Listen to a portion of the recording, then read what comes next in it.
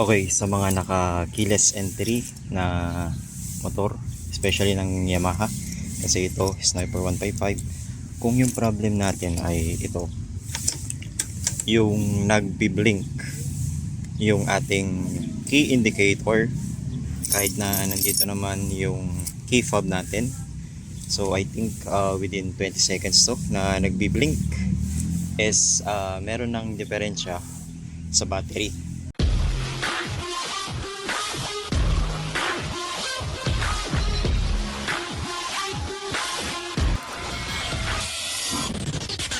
Hindi sa battery ng ating Sniper 155, kundi sa battery ng ating remote. So it is according to our manual. So ipapakita ko yung manual kung makikita ko na siya. So let's change the battery of my key fob sa Sniper 155. So this is from the manual of our Sniper. Sabi dyan, replace the smart key battery with the smart key system indicator. Light flashes for 20 seconds when the vehicle is turned on. So yun yung nakita nyo kanina. Pero kung meron pa ring diferensya, so check the battery or replace the battery of the motor. Yan, so di ko na ipakita. This is the CR2032 battery of our remote fob. So sa pag-change naman ng battery natin is kayang-kaya mo na yan.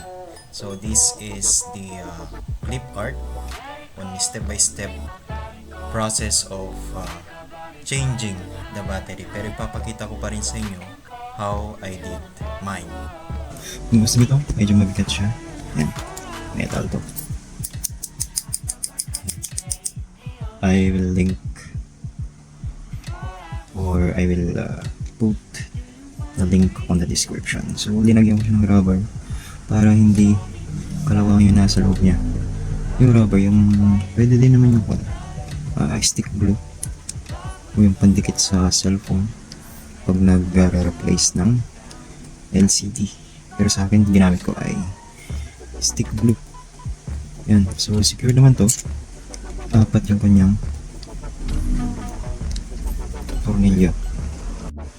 Yan, so medyo may kabigatan nga kasi metal, pero mas maganda sa akin to kasi kung mahulog man, naririnig ko siya.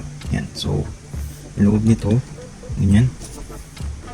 Yan, talagang skeleton nga lang talaga siya. Yan, metal. Right, tapos ito, ang hugot siya. Yan. Tsaka ito pala na glow in the dark. Glow in the dark. So kung makita nyo, hindi na ito yung orig kasi nawala ko noon. Yan. So sundutin lang natin to. Pwede din naman yung mga barya, pero kung maselan kayo sa mga plastic to plastic na lang. Yan, sundutin tapos turn. Yan, dali lang naman siya. Ito. Yan, tatandaan lang naman natin yung position niya. So, position nito, wala tayong nababasang text. Kasi kung tatanggalin natin to,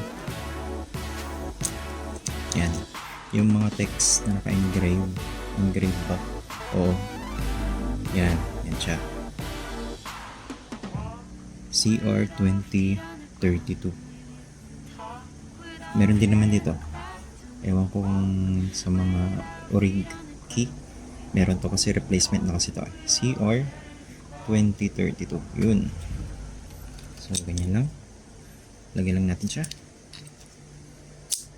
And then, of course, balik. Snap lang. Make sure na na-snap lahat ng sides. And, try natin. Yan. Kung narinig nyo yan. Isa pa. Yan. Kung narinig yung motor. Yun. So, thank you guys for watching. So, simple lang.